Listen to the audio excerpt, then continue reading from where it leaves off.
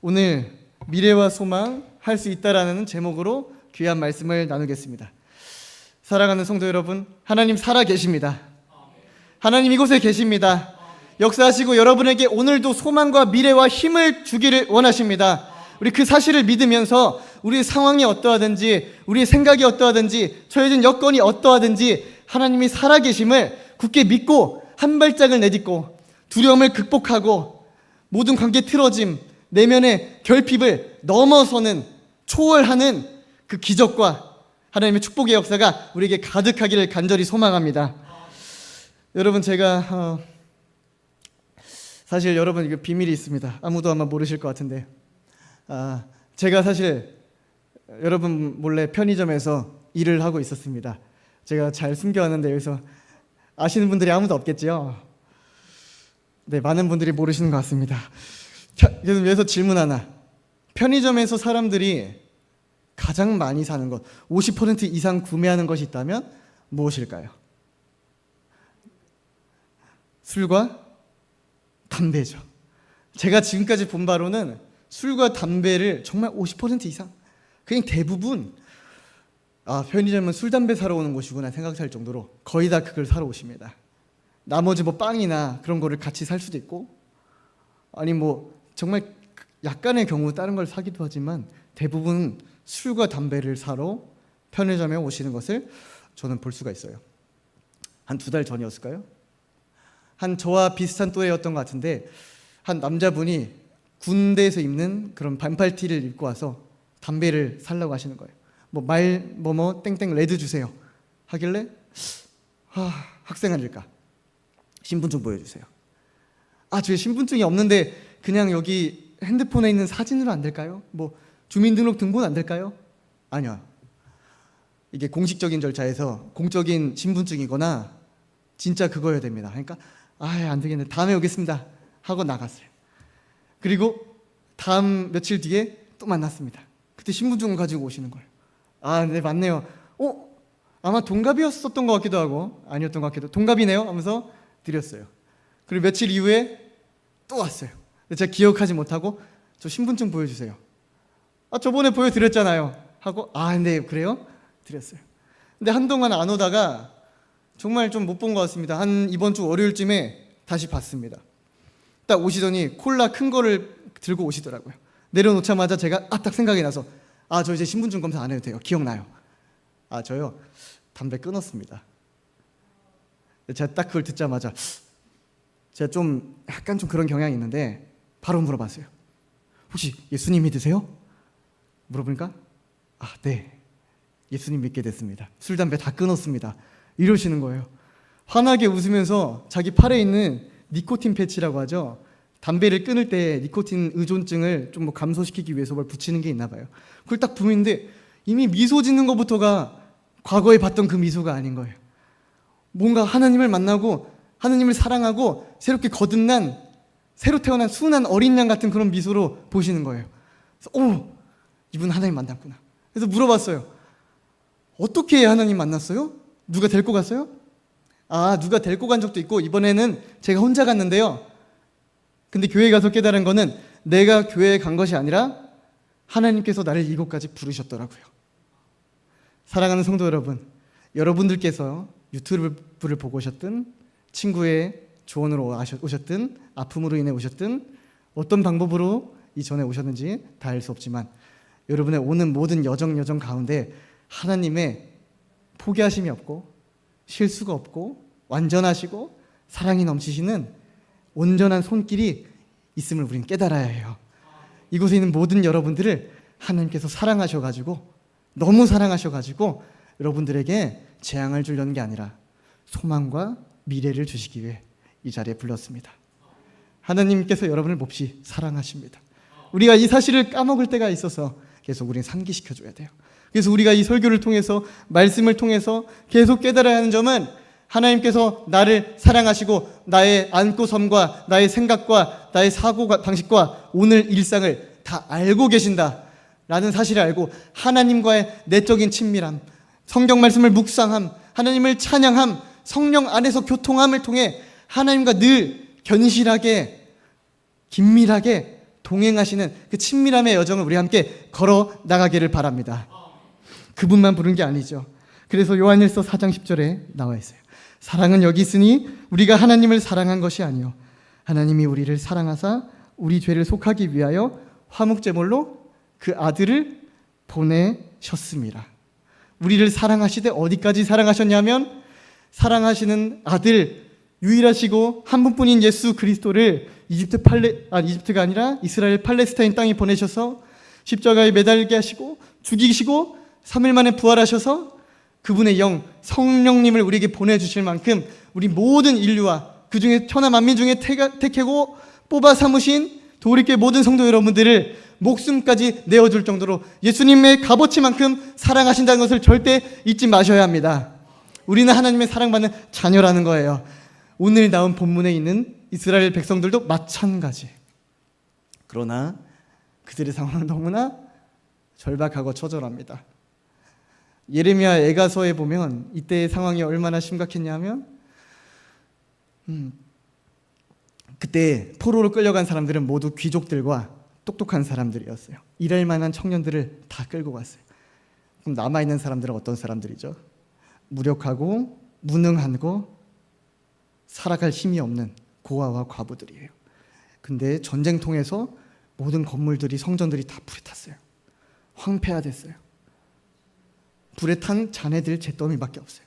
거기서 뭘 먹고 살아야 됩니까? 농사는 누가 지어요? 그들의 마음 상태는 어때요? 그들은 좀비처럼 살았습니다. 노인이 아이들을 삶아서 뜯어먹는 기행이 벌어졌어요. 심각한 일이에요. 그런데 그 와중에 끌려간 이스라엘의 포로들을 향해서 오늘 하나님께서 예레미야를 통해 그들에게 말씀하시는 내용이 있어요. 따라서 우리가 오늘 본문을 통해 깨달아야 하는 점은 우리의 상황이 아무리 황폐하더라도, 여러분의 인생이 아무리 굽어도는 것 같아도, 인생이 아무리 망가지는 것 같아도 하나님의 계획은 70년, 1000년, 2000년, 몇천 년 이상을 보고 계심을, 여러분에게 평안을 주시고 하나님의 약속을 통해 여러분을 사용하길 원하시고 미래와 소망, 행복과 천만배의 복을 주길 원하신다는 사실을 반드시 오늘 본문을 통해 깨닫고 돌아가셔야 합니다. 하나님이 여러분에게 주시기 원하는 건 황폐함을 보라는 게 아니에요. 하나님의 살아있는 비전, 언약, 절대 죽지 않는 하나님의 섭리와 권능의 손을 보고 우리가 소망을 품어야 한다는 거예요. 그때 거짓 선지자들은 어떻게 예언했습니까? 2년만 얘기했어요. 2년 뒤에 모든 포로민이 돌아온다. 달콤합니다. 우리는 가끔 영적인 마취제를 맞을 때가 있어요. 어떤 목사님이 이를 영적 스테로이드라고 표현하시더라고요. 마취제를 맞으면 고통이 느껴지지 않습니다. 페인킬러라고 하죠. 고통이 느껴지지 않는데 중요한 것은 근본적으로 치료를 하지 않는 이상 더 곪고 썩어서 문제는 악화된다는 거예요. 거짓 선지자들의 역할은 그거예요. 평안하다 평안하다 하는데 그 평안은 하나님이 주는 평안과 전혀 다른 가짜 평안이라는 거예요. 2년 뒤에 무슨 일이 일어나냐고요? 아무 일도 없어요. 더 황폐해져요. 그에 비해서 하나님의 약속을 봐야 됩니다. 예레미야서 29장 8절입니다. 만군의 여호와 이스라엘 하나님께서 이와 같이 말하노라. 너희 중에 선지자들에게서와 점쟁이에게 미혹되지 말며 너희가 꿈도 거짓도 믿지 말라. 하나님은 우리가 거짓 평안을 믿지도 말고 우리의 바라는 나만의 소망과 나만의 욕망을 바라지도 말고 오직 하나님께서 약속하신 언약과 약속만을 바라보기를 원하셨습니다. 거짓 선지자들의 논리는 이거예요. 이스라엘은 하나님이 세웠잖아요. 다윗 왕조는 영원할 것이다. 그리고 절대 함락될 수가 없다. 하나님은 이스라엘을 끝까지 책임지실 것이다. 맞는 말이에요. 다만 이것을 잘못 해석한 결과로 그들은 거짓된 가짜 하나님을 믿고 있었던 겁니다. 하지만 예레미야 29장 10절을 향한 하나님의 본뜻을 우리는 깨달아야 합니다. 여호와께서 이와 같이 말씀하시느니라. 바벨론에서 70년이 차면 내가 너희를 돌보고 나의 선한 말을 너희에게 성취하여 너희를 이곳으로 돌아오게 하리라. 따라서 우리는 70년이라는 하나님의 때를 기다려야 합니다. 인간의 때는 헬라어로 크로노스라고 합니다. 우리가 생각한 70년은 물리적 70년이에요. 하지만 하나님의 때는 카이로스라고 합니다. 하나님의 때는 물리적이지 않아요. 오늘일 수도 있고 내일일 수도 있고 지금 이 순간일 수도 있고 먼 미래일 수도 있어요. 하나님이 뜻하시고 계획하신 그 순간을 주님의 섭리에 따라 이루어 가신다는 사실입니다. 그래서 이 70년 동안 우리는 치른 완전수죠. 하나님의 회복하심을 기다리면서 꼭 해야 하는 것들이 있습니다. 바로 회개와 겸손함, 낮아짐의 시간을 보내는 거예요. 이 모든 순간 동안 다니엘은 예루살렘 성전을 보면서 하루에 3번 기도했습니다. 그가 무슨 기도를 했습니까? 하나님, 약속하신 대로 예루살렘 성전을 다시 회복시켜 주시고 우리가 바벨론에서 포로로 있는 것이 아니라 다시 우리의 고국으로 돌아와 하나님을 예배하게 하여 주시옵소서 라는 간절한 고백이었어요. 매일매일 하루에 3번씩 그걸 드릴 만큼 다니엘은 신실한 기도를 했어요. 그리고 공동체의 죄와 자신의 죄를 동일시하는 갈급한 회개를 했습니다. 느헤미야는 어떤 회개를 했습니까? 느헤미야가 왕궁 수상궁에 있다가 페르시아 시대 일입니다. 조서를 받고 전가를 받습니다. 그 내용은 예루살렘의 모든 성들이 다 불에 탔고 성벽이 불에 타서 어떠한 희망이 없다. 예루살렘이 다 망가졌다는 얘기를 들었어요. 그때 느헤미야는 며칠 새 울면서 금식하면서 하나님께 간구했습니다. 며칠 새 우는 것도 힘들고요. 며칠 새 금식하는 것도 힘듭니다. 그런데 예레미야는 그만큼 하나님이 부어주신 회개의 영으로 정말 자복하는 영을 가지고 공동체, 선조들의 죄와 자신의 죄를 이스라엘 하나로 통칭하는 민족적인 회개를 하나님 앞에 올려드린 거예요. 그리고 하나님께서는 그의 마음을 너무 귀하게 보시고 느헤미야를 통해 성벽을 재건하는 기적을 일으키십니다. 하나님께서는요, 민족을 향해, 나라를 향해, 교회를 향해 눈물로 통회하고 하나님의 회복을 구하는 한 사람을 통해 기적을 일으키십니다. 근데 그 한 사람이 저는 여러분이 되시기를 간절히 소망해요. 여러분의 기도를 통해, 여러분의 마음의 간절함을 통해 우리 공동체가 아파하고 있어. 우리 공동체가 아닌 저 공동체가 너무 아파하고 있어. 이곳에 너무 문제가 많아. 교회에 아픈 사람이 있어. 병든 사람이 있어. 귀신이 너무 흉악하게 들려서 교회에 나오지를 못해 라는 소식을 들었을 때 담임 목사님께서 물론 눈물로 기도해 주시지만 우리 또한 예수님의 마음을 가지고 목사님이 그들을 향한 사랑의 기도의 마음을 가지고 우리 또한 한 사람을 향해 모두를 향해 기도하는 우리가 반드시 되어야 합니다. All for one, one for all이란 말이 있어요. 모두는 한 명을 위해, 한 명은 모두를 위해. 그러면 예수 그리스도의 보혈로 우리가 그 용광로 안에 융화되어서 너도 아니고 나도 아니고 우리라는 이름 안에 예수 그리스도의 몸된 교회를 우리가 부속품으로 이루어 나갈 수 있는 거예요. 하나님의 때가 있습니다. 하나님의 때는 우리가 빈손으로 걸을 때입니다. 하나님의 때는 우리가 빈털터리가 될 때입니다. 하나님의 때는 날이 저물어 갈 때입니다. 우리 힘으로 아무것도 할 수 없고 모든 힘이 빠져서 하나님밖에 의지할 수가 없는 너덜너덜한 심령으로 나아갈 때만 하나님께서 여러분을 통해 일하실 것입니다. 그래서 여러분이 힘들더라도 너무 너덜너덜해졌고 육신이 힘들고 영혼이 피폐해졌고 정신적으로 부여잡기가 힘들 때 그때 신락 같은 여러분의 의지로 아니 우리의 마음의 중심을 가지고 하나님만을 붙잡아 보세요. 그러면 하나님은 그 작은 의지를 가지고 겨자씨만한 믿음을 가지고 물고기 2마리와 보리떡 5마리를 가지고 하나님이 여러분의 자금이 아니라 하나님의 크심으로 하나님의 권능으로 반드시 기적을 이루실 거예요. 그러니까 힘들 때일수록 괴로울 때일수록 여러분 포기하지 맙시다. 하나님 붙잡읍시다. 여러분 아멘이세요? 이때 일어나서 비홀드 주님 십자가 지신 것을 바라봅시다. 예수님이 우리를 위해 피땀 흘려 기도하셨고 여전히 하늘 보좌에서 대제사장이 되셔서 하나님 우편에서 우리를 위해 기도하고 계실 뿐만 아니라 그분의 영을 보내서 성령을 통해 여러분 안에 내주시키시고 우리를 발동시키셔서 하나님 뜻대로 생각하고 하나님 뜻대로 행하게 하는 힘을 주신다는 것을 믿고 다시 한번 일어나는 기적의 주인공 여러분 되어주십시오. 우리가 일어나야 할 이유는 오직 예수 그리스도입니다. 나를 드러내게 함도 위함도 아니고 내가 여기서 승리해서 내가 살아남기 위해서도 아닙니다. 우리가 할 수 있는 이유는 연약한 나지만 강하신 하나님 덕분입니다. 제가 기도에 대해서 어떤 글을 봤습니다. 한 영화에 나온 장면인데 신부님이 이런 법정에서 증언을 하세요. 근데 증언 내용이 무슨 법에 관련된 내용이 아니더라고요. 본인의 믿음과 신앙을 하는 내용이더라고요. 근데 이게 예루살렘, 이스라엘의 70년의 기간과 너무 비슷한 것 같아서 이거를 가져왔습니다. 70년의 기간 동안은 우리가 회개하고 우리 습관을 깨트리고 우리 잘못된 죄악을 회개하는 시간이에요. 기도만 많이 한다고 70년의 기간이 차지 않습니다. 그건 크로노스, 인간적 시간이에요. 하나님의 시간 카이로스일 때는 우리의 기도가 몇십 시간이 되는 것이 중요한 게 아니라 우리 마음의 중심과 우리 모든 가치관이, 자존심이 깨어져서 하나님 뜻에 온전히 순종할 수 있게 되는 그 중심이 이루어짐을 말합니다. 그때가 이루어졌을 때가 하나님의 때입니다. 그래서 우리가 전도사님 그럼 70년 기다려야 돼요? 그럼 70년? 아니에요. 오늘이라도 그 응답은 여러분의 마음속에, 여러분의 입에, 중심에 있음을 여러분 믿으시길 바라요.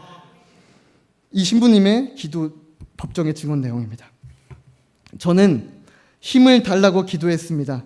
근데 하나님은 나를 강하게 만들 시련을 주셨어요. 지혜를 달라고 기도했더니 하나님은 내가 풀어야 할 문제들을 주셨어요. 용기를 달라고 구했더니 하나님은 극복해야 할 위험을 주셨어요. 사랑을 구했더니 하나님은 내가 도와야 할 상처받은 사람들을 보내주셨어요. 내 기도는 전부 응답되었습니다. 이거대로라면 하나님께서 일하시고 지금 저와 여러분의 기도를 다 응답해주고 계신 거죠. 그렇게 생각하세요? 그래서 아멘이 나오진 않는 것 같습니다. 네. 하나님께서는 우리에게 어려운 환경과 고통을 주시지 결코 과정을 뛰어넘는 공짜 응답을 주시지 않습니다. 우리 안에 해결해야 될 것들이 있기 때문에 지혜를 달라 했더니 어려운 문제를 주시고, 용기를 구했더니 극복해야 할 도전 과제를 주시고, 사랑을 구했더니 내가 용서해야 할 사람을 보내주시는 겁니다. 여러분, 친히 하나님께서 여러분에게 용서하길 원하신다면 그들을 용서해 주시겠습니까? 그들을 품어주시겠습니까? 도전하시겠습니까? 문제를 가지고 하나님께 부르짖고 나아가 끝내 응답의 자리에 오르시겠습니까?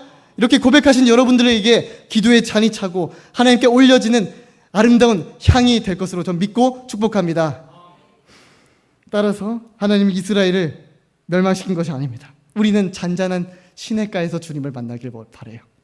근데 주님께서는 폭풍 가운데 우리를 밀어넣고 폭풍 속에 배에 있는 우리에게 예수님이 걸어서 찾아오십니다. 그리고 폭풍 속에서도 주님만을 신뢰하고 힘든 상황과 파도와 흔들리는 배를 바라보지 않고 하나님이 우리와 동행하고 계시다는 것을 믿고 의지함으로 나아가는 우리의 성품이 되도록 우리를 만들어 주십니다. 이것이 저와 여러분에게 주는 하나님의 응답이에요. 평안한 시냇가, 물가, 좋아요. 그러나 폭풍 속에서 우리와 함께 하시는 샬롬의 하나님, 평강의 왕 하나님, 예수 그리스도께서 저와 여러분의 인생 가운데 파도가 있을지언정 여러분 옆에 계심을 우리가 믿기를 소망합니다.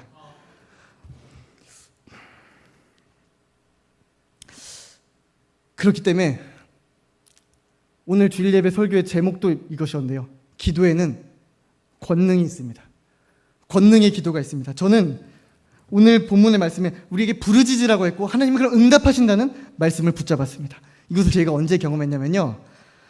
저희가 청소년부 아동부 수련회 너무나 잘 다녀왔습니다.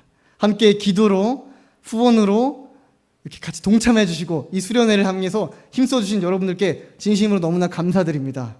너무나 많은 분들이 후원해 주셨고 기도해 주셨어요. 일기예보상으로는 강수 확률이 40% 이상, 50% 이상. 그럼 비가 한 방울은 내려야 되잖아요. 근데 비가 내리면 우리가 계곡에 가기도 좀 뭐하고 뭔가 많은 행사들이 좀 차질이 생깁니다. 그렇기 때문에 비가 내리면 안 되고 햇빛이 너무 쨍쨍하면 안 돼요. 그걸 위해서 우리가 함께 여러분께 중보기도 해주셨고 담임 목사님께서도 기도해 주셨어요. 그리고 이순자 원로 목사님께서도 그때 많이 기도해 주셨다고 따로 알려주시더라고요. 그뿐만 아니라 우리 계신 청소년부, 아동부 교사 선생님들이 월요일, 화요일, 목요일마다 합심해서 기도하신 거 기억하시죠? 1시간 동안 하나님께 수련회를 두고 기도했습니다. 그랬더니 하나님께 부르짖으면 하나님 반드시 응답해 주신다 하셨는데 수련회 날씨가 어땠을까요? 비가 한 방울도 내리지가 않았습니다. 비가 내리기는커녕 너무 날씨가 좋아서 지금보다 더 가을 같았어요. 지금보다 더 봄 같았어요. 그래서 거기서 배드민턴을 치고 놀 만큼 너무 좋은 날씨였습니다. 그래서 느꼈어요. 하나님의 뜻대로 하는 기도는 응답 받는구나. 하나님의 뜻대로 의인이 하는 기도는 우리 욕심으로 구하는 기도가 아니라 하나님의 뜻을 이루기 위해 우리가 간절히 하는 기도들. 그 두세 사람이 모인 자리에 내가 너희와 함께하리니, 그 두세 사람이 모인 자리에서 하는 기도는 예수님의 응답이 있고, 하늘에서 열쇠를 열면 하늘에서 열리는, 땅에서 열면 하늘에서 열리는 역사가 있다는 것을 우리는 체감했습니다. 그렇기 때문에 우리 기도는 권능이 있어요. 얼마나 이것이 더 위대했냐면, 수련회 도중에 이제 레크레이션을 했습니다. A팀과 B팀이 있었어요. A팀이 4,000점, B팀이 1,000점이었습니다.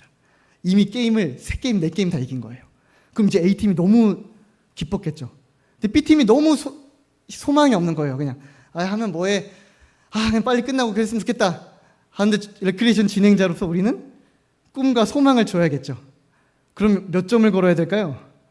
마지막 게임 윷놀이 4,000점을 걸게 되었습니다. 그러니까 A팀 입장에서는 이제 미치고 팔짝 뛸 노릇이에요. 여기까지 어떻게 했는데 한 번 지면 뒤집힌다고? 결국에 승락됐고 윷은 던져졌습니다. A팀이 윷을 던질 때마다 마치 짝이라도 한 듯이 B팀에게 먹히기 시작하는 거예요. B팀이 와가지고 A팀을 다 잡아먹어요. 그리고 A팀은 도밖에 안 나와요. 도, 개 잡아먹히고, 이제 순식간에 이제 레크레이션 분위기가 싸늘해지는 걸 느꼈습니다. 심각했어요. 여러분, 지금 우리가 웃을 수 있지만 저 그때 싸늘했습니다. 무서웠어요. 그때 제가 한 친구 얼굴을 봤거든요. 그 친구가 이곳에 있을 수도 있고 없을 수도 있습니다. 그러니까 실명은 거론하지 않겠지만, 한 명 친구가 제가 보니까 얼굴에서 약간 용광로가 흐르더라고요. 근데 그걸 보고 저 친구 불속성 포켓몬이구나 이 생각을 했습니다. 쟤 불속성이구나. 옆에 친구를 보니까 싸늘해져요. 창백해지는 거예요. 저 친구는 얼음 속성 포켓몬이구나 하면서 불속성이랑 얼음 속성이 분위기를 싹. 그리고 이제 다른 친구들도 만만치 않은 거예요. 어떻게 하지? 근데 제가 지금 마음속으로 간절히 부르짖었습니다. 하나님, 이대로 B팀이 이기면 진짜 큰일 납니다. 이 친구들 다신 수련회 안 와요. 올 거잖아요, 그렇죠? 올 건데 그래도 마음이 너무 힘들 거예요. 주님, 은혜를 주세요. A팀이 반드시 이겨야 합니다. A팀이 이겨야 B팀도 기분 좋게 질 수가 있어요. 근데 너무 지금 상황이 역전이 될 수가 없는 거예요. A팀은 이미 막 3바퀴 돌아서 어느 정도냐면 3개가 말을 동시에 타고 있어요. 윷놀이 규칙 아시죠? 말 하나가 있는데 같은 자리에 오면 올라탈 수 있는 거. 3마리가 같이 타고 돌고 있어요. 이걸 어떻게 잡아, B팀 거를. 근데 A팀이 그래도 소망을 가지고 추격을 시작했습니다. 그리고 B팀에 3개 있는 말 앞에 A팀 말이 딱 도달했어요. 그럼 여기서 잘하면 잡을 수도 있는 건데 가능성이 너무 희박한 겁니다. 백도가 나와야만 잡을 수 있는 상황이란 말이에요. 그때 이 자리에 있습니까? 이유슬 학생이 있습니다. 이유슬 학생이 윷을 딱 들고 위로 한 바퀴 던지니까 삥 돌고 떨어졌습니다. 여러분, 뭐가 나왔을까요? 백도가 나왔습니다. 3마리를 동시에 잡았습니다. 완전 여러분, 할렐루야? 할렐루야? 네, 이건 별로 할 일이 아닌가 봐요. 이런 놀라운 기적이 나타났어요. 이거는 영화로 이렇게 쓰라고 해도 이런 영화는 나타날 수가 없어요. 하나님께서 그 속울음의 기도, 한나의 기도를요 들어주신 거예요.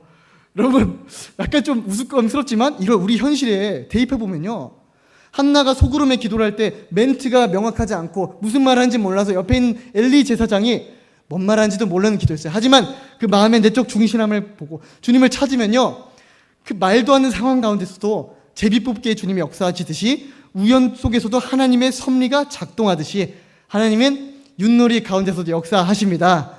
할렐루야.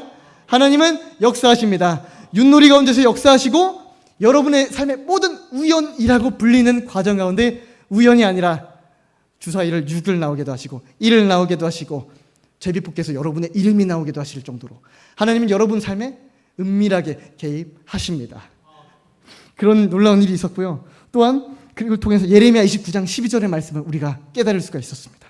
너희가 내게 부르짖으며 내게 와서 기도하면 내가 너희들의 기도를 들을 것이요 너희가 온 마음으로 나를 구하면 나를 찾을 것이요 나를 만나리라. 우리가 주님을 찾으면 주님 반드시 만나 주십니다. 그리고 하나님께 부르짖으면 이 소그름의 기도뿐만이 아니라 여러분의 골방의 기도, 교회에서의 기도, 지금 당장 지연되는 것처럼 보여도 하나님의 뜻대로 언약대로 하는 기도는 반드시 역사하는 힘이 큽니다. 이것을 온 인생을 걸치고 간직해주는 한 여성 래퍼가 있습니다. 래퍼 사츠키라고 하는 래퍼인데요. 그녀의 음악을 들어본 적은 없고 본명은 김은지입니다. 새롭게 하소서에도 출연했고 지금 많은 청소년 수련회에서 강사로 활동을 하고 있어요. 왜냐하면 그녀의 삶이 재앙과 절망, 마치 이스라엘이 자기 자녀들 잡아먹을 만큼, 노인들이 아이들을 잡아먹을 만큼 극악의 재앙과 고통과 황폐함 가운데서 살아나는 것처럼 이 그녀의 삶도 죽음에서 돌아왔기 때문이에요. 그녀의 이야기를 한번 전해드리겠습니다.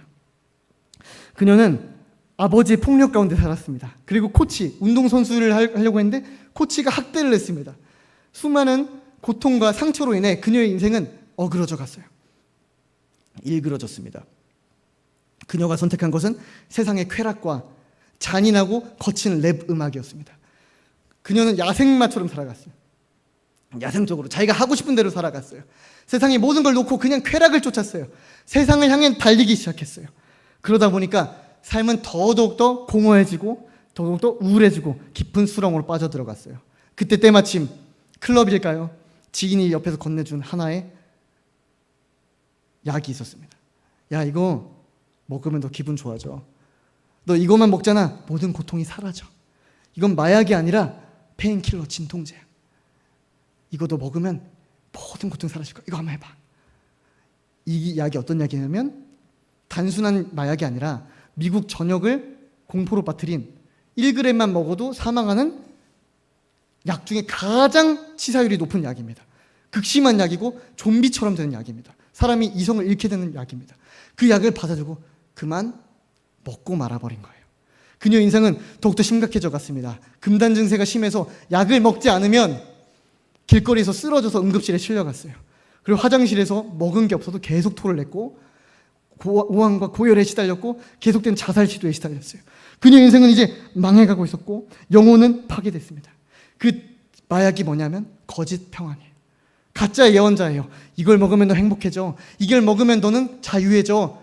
라는 거짓말에 속아서 자기 영혼을 파괴하게 만드는 선택을 하게 만드는 거예요. 이것은 우리에게 가짜 평안이 있을 수 있습니다. 형태만 다를 뿐 그것은 끝없는 영상 시청일 수도 있어요. 그리고 불편한 관계를 덮어두는 걸 수도 있고요. 일에 대한 집착일 수도 있고요. 사람에 대한 집착일 수도 있고요. 그리고 내면의 자기 연민일 수도 있어요. 끊임없이 우리가 무언가를 먹어가며 내적인 평안을 구하지만 그 평안은 가짜고 자기 자신의 영혼을 갉아먹는 거짓된 평안이었어요. 그녀는 이제 죽음의 직전이었습니다. 이대로 가면 죽어요.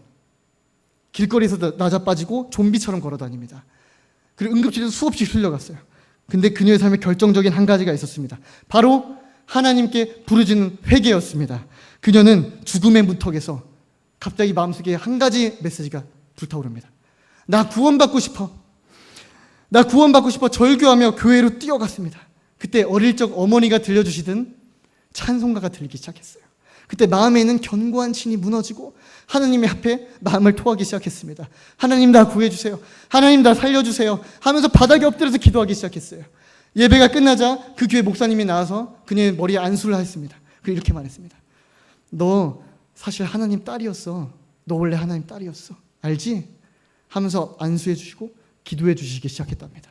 그때 그녀의 마음속에 뿌리 깊게 박혀있던 죄의 사슬이 풀어지고 하나님을 향한 갈망, 즉 성령님의 임재하심과 성령님의 구원의 역사가 그녀의 마음 가운데 시작이 된 거예요. 그래서 그녀는 그 이후로부터 하나님을 찾기 시작합니다. 지푸라기 잡는 심정으로 시편을 읽기 시작했고 마음에 주마등처럼 죄들을 전부 다 회개했습니다. 눈물로 회개하고 울고 기도하고 하나님을 찾고 성경을 읽었습니다. 그는 예수님을 간절히 부르짖었는데 그 내용은 이거였어요. 예수님, 저 죽고 싶지 않아요. 예수님, 저 마약하기 싫어요. 살려주세요. 내가 잘못한 게 너무 많아요. 살려주세요. 그 순간 그녀는 본인이 얼마나 큰 죄인인지 깨닫기 시작했고 동시에 하나님께서 그녀를 얼마나 사랑하시는지 확신으로 깨닫기 시작했습니다. 그녀는 기도의 사람이 되었고 말씀의 사람이 되었고 하나님을 붙잡는 믿음의 용사로 거듭나기 시작했습니다. 회개기도 후에 놀라운 변화가 시작됐어요. 성경이 읽고 싶어졌고 잠도 안 자고 성경을 읽고 기도를 하기 시작했어요. 그리고 마음속에 강한 확신이 들었답니다. 하나님께서 하시면 안 되는 일이 없다는 사실입니다. 그래서 이 담대한 믿음을 가지고 그녀는 손에 남은 마약을 전부 다 들었어요. 그리고 변기통으로 가서 변기통에 모든 마약을 쏟아붓습니다. 그리고 물을 내려버렸어요. 그리고 그 순간 말도 안 되는 일이 이루어집니다. 원래 마약을 끊으면 금단 증상이 있어야 합니다. 원래 후유증이 있어야 되고 정상적인 생활을 할 수 없습니다. 근데 그녀가 변기에 마약들 다 버리자마자 하나님의 기적의 역사로 내적인 전인적인 치유가 일어나 모든 금단 증세에서 해방된 겁니다. 그는 마약의 속박에서 자유케 되었습니다. 이러한 역사가 하나님을 바라보는 여러분에게도 질병이 놓여진 역사가 있을 것입니다. 여러분의 귀신 들림이 끊어진 역사가 한순간에 일어날 수 있습니다. 하나님은 왜냐하면 하실 수 있는 하나님이시기 때문입니다. 이 그녀가 말했어요. 하나님께서 하시면 안 되는 일이 없다고 했어요. 오늘 우리가 붙들어야 될 말씀이 뭔지 아세요? 하나님께서 하시면 안 될 일이 없다는 사실이에요. 여러분 이것을 뿌리 깊게 믿으시길 바랍니다. 이 믿음이 강할수록 여러분의 위기와 환경에서 넘어지지 않아요. 거짓 선지자들은 말할 거예요. 너 안 될 거야. 너 부족해. 그릇 안 됐어. 너 이렇게 가다가 도태될 수도 있어. 너 이렇게 가면 망할 수도 있어. 이게 다 하나님 보시는 거짓말이라는 거예요. 오직 내가 너희를 향한 생각을 내가 하나니 평안이요 재앙이 아니니라. 너에게 미래와 희망을 주려는 것이니라. 여러분 이를 믿으시길 축복합니다. 하나님이 여러분에게 주시길 원하는 건 재앙, 도태, 망하는 게 아니에요. 오직 이 과정을 통해 내 그릇의 문제를 깨닫기 원하시죠. 변화시키기 원하시죠. 그리고 하나님을 붙잡고 하나님만 사랑하는 예수님 바보로 만들려고 하시는 거예요. 그래서 여러분을 때로는 축 늘어지기도 하시고 힘을 빼기도 하시고 잘못을 지적하기도 하시고 징계를 하시기도 하십니다. 하지만 하나님은 사랑이세요. 하나님의 근본의 마음은 평안을 주려는 것이지 여러분을 빼앗거나 여러분을 밀치고 싶어서 그런 게 아닙니다. 여러분 그 사랑의 하나님, 여러분의 인생을 끝까지 책임지길 원하시는 하나님을 우리 신뢰하도록 오늘 확언합시다. 확신합시다. 하나님이 나를 사랑하신다 선포합시다. 그리고 하나님은 하실 수 있는 하나님이에요. 예수님께서 말씀하셨어요. 나를 믿는 자는 내가 하는 일도 할 것이고 그보다 더한 일도 하리니 내가 아버지께로 가기 때문이다. 그 말은 즉슨 우리가 예수님을 믿으면 그분이 보내신 성령으로 말미암아 우리가 할 수 없었던 일들이 내게 능력 주시는 분 안에서 내가 모든 일을 할 수 있느니라. 말씀처럼 하나님의 권능으로 우리가 할 수 있게 된다는 거예요. 예수님의 일을 우리가 할 수 있게 된다는 뜻입니다. 예수님은 우리에게 주님의 일을 맡기길 원하십니다. 여러분을 사용하시길 원하십니다. 하나님 여러분을 포기한 적이 없습니다. 그럼 죄악에서 끊어질 수 있어요. 병이 나을 수 있어요. 귀신 들림 해결될 수 있어요. 집 문제 풀립니다. 여러분의 내적인 결핍의 문제 해결됩니다. 인간관계 문제 풀립니다. 할 수 없는 게 아니라 할 수 있거든이 무슨 말이냐. 믿는 자에겐 능히 하지 못함이 없느니라. 이 말씀 여러분 믿으시길 축복합니다. 여러분을 통해 하나님은 기적을 반드시 베푸실 거예요. 그러니까 우리에게 능력 주신 하나님을 믿고 우리 오른손을 한번 들고 함께 고백합시다. 제가 하나 둘 셋 하면 할 수 있다 한번 외쳐보는 거예요. 하나 둘 셋 할 수 있다. 다시 한번 하나 둘 셋 할 수 있다. 마지막으로 하나 둘 셋 할 수 있다. 할 수 있는 하나님을 믿고 할 수 없는 나를 바라보지 말고 오직 예수 그리스도의 권능을 바라보며 믿음의 한 걸음으로 한 발짝으로 주님께 날마다 나아가시는 거룩한 성도 여러분, 하나님의 사랑받는 자녀들 되시기를 주님의 이름으로 축복합니다.